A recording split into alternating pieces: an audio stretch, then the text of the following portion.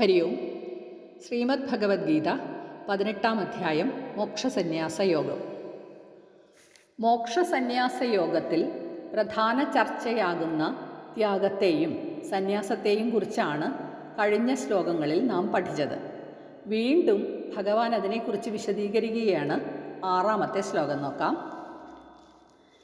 ഏതാന്യപി തു കർമാണി സംഗം ത്യക്ത്വാ ഫലാനി ച കർത്തവ്യാനീതി മേ പാർത്ഥ നിശ്ചിതം മതമുത്തമം. പാർത്ഥ, ഹേ അർജുന, ഏതാനി കർമാണി അപി, ഈ കർമ്മങ്ങൾ പോലും സംഗം ആസക്തിയെയും അല്ലെങ്കിൽ മമതയെയും ഫലം ച പ്രയോജനത്തെയും ത്യക്ത്വാ ത്യജിച്ചിട്ട് കർത്തവ്യാനി ചെയ്യപ്പെടേണ്ടവയാണ്. ഇതി എന്നത്രേ മേ എൻ്റെ നിശ്ചിതം ഉറപ്പായ ഉത്തമം മതം ഉത്തമ അഭിപ്രായം. അല്ലയോ പാർത്ഥ, ഈ കർമ്മങ്ങളാകട്ടെ ആസക്തിയെയും ഫലങ്ങളെയും ഉപേക്ഷിച്ചിട്ട് ചെയ്യപ്പെടേണ്ടവയാണ് എന്നത്രേ എൻ്റെ ഉറപ്പായ ഉത്തമമായ അഭിപ്രായം. യജ്ഞദാന തപസ്സുകൾ എങ്ങനെയെങ്കിലും ചെയ്താൽ പാവനമാകുകയില്ല. അതിൻ്റെ ശുദ്ധീകരണം എങ്ങനെ വേണമെന്ന് ഭഗവാൻ ഉപദേശിക്കുകയാണ്. അവ ചെയ്യുമ്പോൾ സംഘവും ഫലാപേക്ഷയും പാടില്ല. അഹന്തയും സ്വാർത്ഥകാമനകളും ചേർന്നതാണ് സംഘം.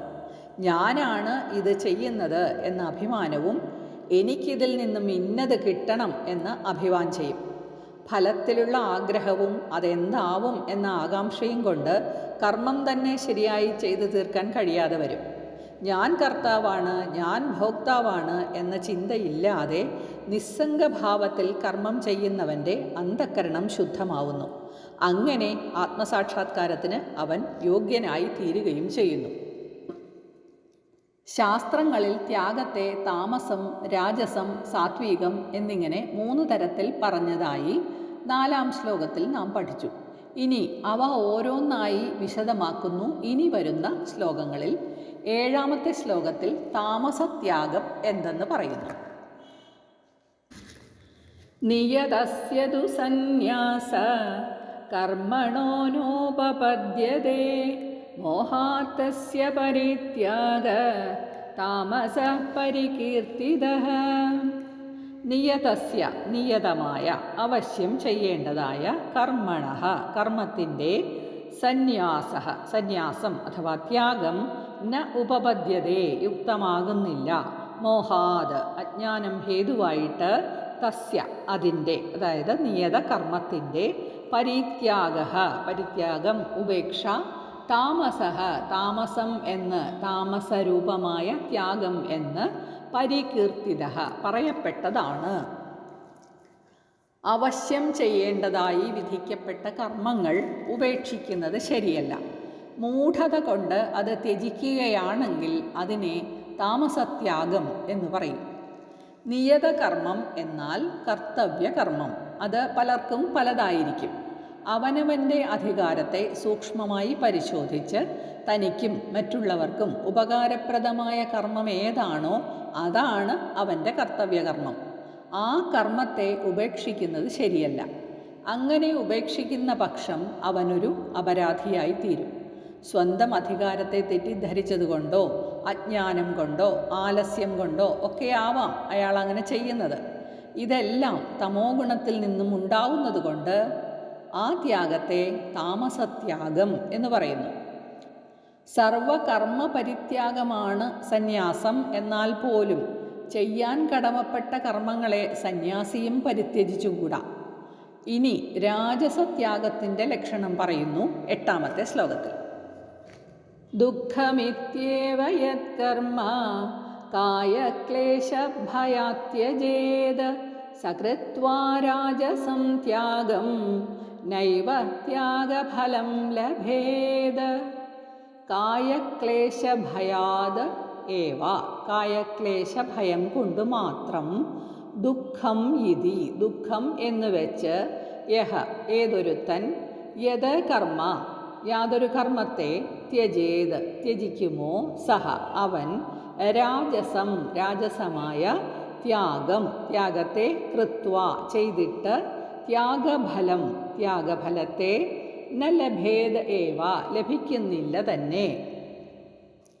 കർമ്മം ചെയ്യുക എന്നത് ദുഃഖകരമാണ് എന്ന് വെച്ച് ശരീരക്ലേശം ഭയന്ന് കർമ്മം വേണ്ടെന്ന് വയ്ക്കുന്നത് രാജസമായ ത്യാഗമാണ്. അവന് ത്യാഗം കൊണ്ടുള്ള ഫലം ലഭിക്കുകയില്ല.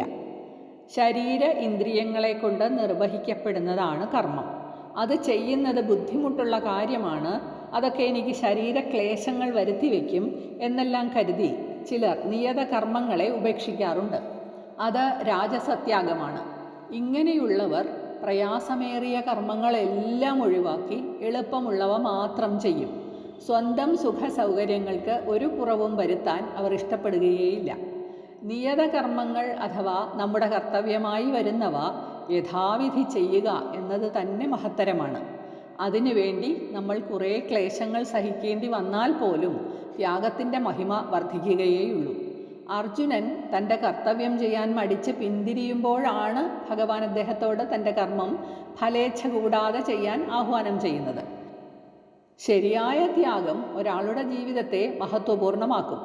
ഇനി സാത്വിക ത്യാഗം എന്താണ് എന്ന് പറയുന്നു അടുത്ത ശ്ലോകത്തിൽ, 9-ാമത്തെ ശ്ലോകം. കാര്യമിത്യേവ യത്കർമ്മ നിയതം ക്രിയതേ അർജുന സംഗം ത്യക്ത്വാ ഫലം ചൈവ സത്യാഗഃ സാത്വികോ മദഃ. അർജുന നിയതം, ഹേ അർജുന, നിത്യമായ ചെയ്യേണ്ടതെന്ന് സ്ഥിരപ്പെട്ട കർമ്മത്തെ കാര്യം ഏവ ഇതി ചെയ്യേണ്ടത് തന്നെ എന്ന് വിചാരിച്ച് സംഗം കർമാസക്തിയെയും ഫലം ച ഫലത്തെയും ത്യക്ത്വാ ഏവ ഉപേക്ഷിച്ചിട്ട് തന്നെ ക്രിയതേ ചെയ്യുന്നു. ഇതി എന്നത് യത് യാതൊന്നോ സഹ ത്യാഗഃ ആ ത്യാഗം സാത്വികഃ മതഃ സാത്വികം എന്ന് മതമാകുന്നു അല്ലെങ്കിൽ അഭിപ്രായപ്പെട്ടിരിക്കുന്നു. അർജുന, ഇത് തൻ്റെ കർത്തവ്യം തന്നെ എന്ന ബോധത്തോടെ സംഘവും ഫലേച്ഛയും വെടിഞ്ഞ് ചെയ്യപ്പെടുന്ന വിഹിത കർമ്മമുണ്ടല്ലോ, അങ്ങനെ കർമ്മം ചെയ്യുന്നവൻ്റെ ത്യാഗം സാത്വികമത്രേ. അവരവരുടെ വംശമര്യാദയ്ക്ക് അനുരൂപമായ ഏത് കർമ്മവും ചെയ്യുക തന്നെ വേണം. സാമാന്യ ദൃഷ്ടിയിൽ അത് ശരിയല്ല എന്ന തോന്നലുണ്ടാക്കുന്നതാണെങ്കിൽ പോലും നമ്മൾ ചെയ്യാൻ ചുമതലപ്പെട്ട കർമ്മമാണെങ്കിൽ അത് ചെയ്തേ മതിയാകൂ. അതിൽ നിന്നും ഒഴിഞ്ഞു മാറുന്നതാണ് പാപം. സാത്വികന്മാർക്ക് തങ്ങളുടെ കർമ്മം ശരിയായി നിർവഹിക്കാതിരിക്കുന്നത് മരണതുല്യമായിരിക്കും. ആദർശധീരന്മാരായ അവർ സമൂഹ നന്മയ്ക്കായി ത്യാഗങ്ങൾ അനുഷ്ഠിച്ച് സേവനം ചെയ്തുകൊണ്ടിരിക്കും. അവരുടെ ത്യാഗമാണ്, അതായത് ശരിയായ മനോഭാവത്തോടെ കർമ്മം ചെയ്യുക എന്നതാണ് സാത്വിക ത്യാഗം. കഴിഞ്ഞ 3 ശ്ലോകങ്ങളിലായി വിവരിക്കപ്പെട്ട ത്യാഗത്തിൻ്റെ അർത്ഥം എന്തെന്നാൽ, നാം ത്യജിക്കേണ്ടത് കർമ്മത്തെയല്ല നീചവാസനകളെയാണ്. അഹന്തയും സ്വാർത്ഥ താൽപ്പര്യങ്ങളും വെടിഞ്ഞ് കർമ്മം ചെയ്യുന്നവൻ്റെ വാസനകൾ ക്ഷയിക്കും. അന്ധക്കരണം ശുദ്ധമാവുകയും ചെയ്യും. കർമ്മത്തിൻ്റെ ലക്ഷ്യം എന്തെന്ന് ചോദിച്ചാൽ അത് ഈശ്വരാർപ്പണ ബുദ്ധിയാണെന്ന് പറയാം. ആ ഒരു ലക്ഷ്യത്തിൽ അഹം എന്നത് നശിക്കും. ഞാൻ ചെയ്യുന്നു എന്ന കർത്തൃത്വ ബുദ്ധി ഉണ്ടാവുകയേയില്ല. സാത്വിക ത്യാഗിയുടെ സ്വഭാവം വിശദീകരിക്കുന്ന ശ്ലോകമാണ് ഇനി വരുന്നത്, 10-ാമത്തെ ശ്ലോകം. നദ്വേഷ്ട്യ കുശലം കർമ്മ കുശലേനാനുഷജ്യതേ ത്യാഗീ സത്വസമാവിഷ്ടോ മേധാവി ഛിന്ന സംശയഃ. സത്വസമാവിഷ്ടഃ ത്യാഗി, സത്വഗുണപ്രധാനനായ ത്യാഗി, അതായത് സാത്വിക ത്യാഗി, അകുശലം മംഗളമല്ലാത്ത കർമ്മത്തെ നദ്വേഷ്ടി ദ്വേഷിക്കുന്നില്ല, വെറുക്കുന്നില്ല. കുശലേ മംഗളകർമ്മത്തിൽ ന അനുഷജ്ജതേ അനുഷംഗിക്കുന്നുമില്ല അല്ലെങ്കിൽ ബദ്ധനാകുന്നുമില്ല. ഹി എന്തുകൊണ്ടെന്നാൽ സഹ അവൻ, അതായത് സാത്വിക ത്യാഗി, മേധാവി ഛിന്ന സംശയഃ ധാരണാബലമുള്ളവനും സംശയം നീങ്ങിയവനുമാണ്.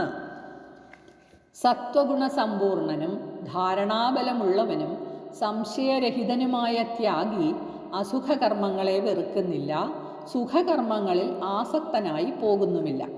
അത്യുത്തമമായ സാത്വിക ത്യാഗം എന്ന് പറയുന്നത് വളരെ കുറച്ച് പേരിലേ കാണപ്പെടുകയുള്ളൂ. ഭൂരിഭാഗം ആളുകളും ശരീരമനോബുദ്ധികളുടെ ഇംഗിതമനുസരിച്ച് ഞാൻ ചെയ്യുന്നു, എനിക്ക് വേണ്ടി ചെയ്യുന്നു എന്ന അഹംബുദ്ധിയോടെ തന്നെയാണ് കർമ്മങ്ങൾ ചെയ്യുന്നത്. സാത്വിക ത്യാഗം എന്നത് അസാധ്യമായ സംഗതിയാണെന്നും അങ്ങനെ ഫലേച്ഛയില്ലാതെ കർമ്മം ചെയ്യുന്നവരുണ്ടോ എന്നെല്ലാം അർജുനനും ശങ്ക തോന്നിയിട്ടുണ്ട്. സാത്വിക ത്യാഗി ദുഷ്കർമ്മത്തെ വെറുക്കുകയോ സൽക്കർമ്മത്തിൽ ആസക്തി വയ്ക്കുകയോ ചെയ്യില്ല. സാഹചര്യം പ്രതികൂലമായാലും അനുകൂലമായാലും അയാളത് കാര്യമാക്കുകയുമില്ല. സുഖത്തിലോ ദുഃഖത്തിലോ അയാൾ നിലതെറ്റിപ്പോകുന്നുമില്ല. കാരണം ധാരണാബലമുള്ള ബുദ്ധി ഉപയോഗിച്ച് അയാൾ ഇവയെ ശരിയായി മനസ്സിലാക്കി സ്വന്തം കർമ്മവുമായി മുന്നോട്ട് പോവുകയാണ്. ഈ ശ്ലോകത്തിൽ സൂചിപ്പിക്കുന്ന മേധാശക്തി എന്നത് ബുദ്ധിയുടെ വിവേകശക്തി മാത്രമല്ല, അത് ഓർമ്മ വയ്ക്കാനും ബുദ്ധിയിൽ നിലനിർത്താനുമുള്ള ശക്തി കൂടിയാണ്. അങ്ങനെ ഒരാൾക്ക് ഭേദബുദ്ധി ഉണ്ടാവില്ല. സത്തും അസത്തും ലൗകികവും ആധ്യാത്മികവും എല്ലാം ഒരേ ദൃഷ്ടിയോടെ കാണുന്ന, ഒന്നിനെക്കുറിച്ചും സംശയമോ തെറ്റിദ്ധാരണകളോ ഇല്ലാത്ത അയാളാണ് മേധാവി, യഥാർത്ഥ തത്വജ്ഞാനി. ഹരി ഓം തത്സത്.